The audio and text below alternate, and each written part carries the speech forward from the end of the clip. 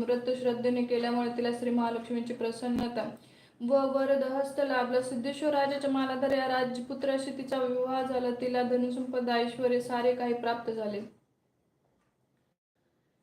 शांबला आपल्या पतीसह सुखाने राजवैभवात नांदू लागली. राणी सुरतचंद्रिकेने अविचारीपणाने दुर्वर्तन करून श्री महालक्ष्मीचा अनादर केला, तिला अपमानित केले. त्यामुळे महालक्ष्मीचा कोप झाला. श्री महालक्ष्मीच्या अवकृपेने राजा भद्रश्रवाचे राज्य गेले, राज ऐश्वर्य गेले, त्याची अन्नान दशा झाली.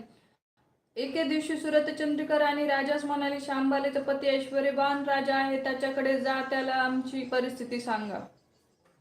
त्याला आमची दया येईल, तो आम्हाला जरूर सहाय्य करेल, काही द्रव्य देईल. राणीच्या सांगण्याप्रमाणे राजा मालधराच्या राज्यात गेला विश्रांती घेण्यासाठी, म्हणून एका तळ्याच्या काठी बसला. पाणी नेण्यासाठी आलेल्या शांबाला राणीच्या दासीने त्याला जाऊन विचारले, महाराज आपण कोण, या राज्यात येण्याचे प्रयोजन. यावर राजाने सांगितले, मी राजा भद्रश्रवा या राज्याच्या राणी शांबलेचा पिता, मी तिच्या भेटीसाठी आलो आहे. आपले पिताश्री आल्याचे त्या दासीकडून कळता शांबला राणीने आपल्या पित्यास सन्मानपूर्वक राजवाड्यात आणले. तिने मोठ्या आदराने त्याचे आतिथ्य केले. राजा परत जाण्यास निघताना तिने त्याला हंडा भरून द्रव्य दिले. राजा भद्रश्रवा सुरतचंद्रिकेकडे आला. शांबाल्याने आपला खूप आदर सत्कार केला आणि येताना हा द्रव्याचा हंडा दिला असे सांगितले.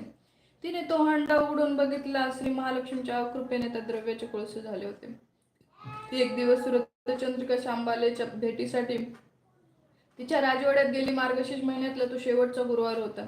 शांबाला महालक्ष्मी व्रताचे उद्यापन करीत होती. राजवाड्यात मोठा उत्सव चालला होता. शांबालेने महालक्ष्मी व्रत सुरतचंद्रिकेकडून करवून घेतले.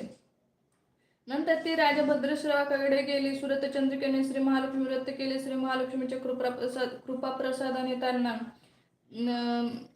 ते राजसिंहासन परत मिळाले, म्हणून शांबालेला खूप आनंद झाला. एक दिवस आपल्या आई वडिलांना भेटण्यासाठी म्हणून ती महालक्ष्मी वैभवाने झगमगणाऱ्या त्या राजवाड्यात आली.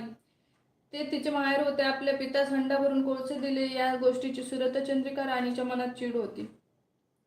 आपणाला तिने रिकाम्या हाताने परत पाठवले, या कारणाने ती शांबालेवर संतापली होती.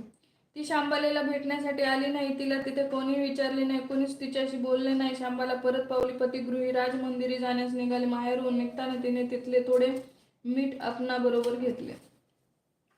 राजगृही राणी शांबाला आल्यावर राजा मालाधराने तिला विचारले, तू आपल्या माहेरून काय आणलेस? यावरती आपल्या पतीस म्हणाली, मी राज्याचे सार आणले. राजा मालाधराने आश्चर्याने प्रश्न केला, म्हणजे काय? तेव्हा ती म्हणाली, थोडा धीर धरा, म्हणजे कळेल. त्या दिवशी तिने जेवणातले सर्व पदार्थ आळणी करण्यास सांगितले. राजा मालाधरास तिने जेवण वाढले. त्याला ते सर्वच पदार्थ आळणी लागले. तेव्हा तिने त्याच्या ताटात माहेरून आणलेले मीठ टाकले. त्याला ते जेवण रुचकर स्वादिष्ट लागले. हेच ते राज्याचे सार राणी शांबाल्याने सांगितले. त्यालाही ते पटले. ती दोघे सुखाने नांदू लागले. श्री महालक्ष्मीने त्यांना वैभवात ठेवले. अशा तऱ्हेने हे श्री महालक्ष्मी व्रत जे कोणी भक्तिभावे करतील, त्यांच्या घरात अतुल्य धनसंपदा व विपुल ऐश्वर्य नांदेल. त्यांच्या मनातील सर्व इच्छा पूर्ण होतील.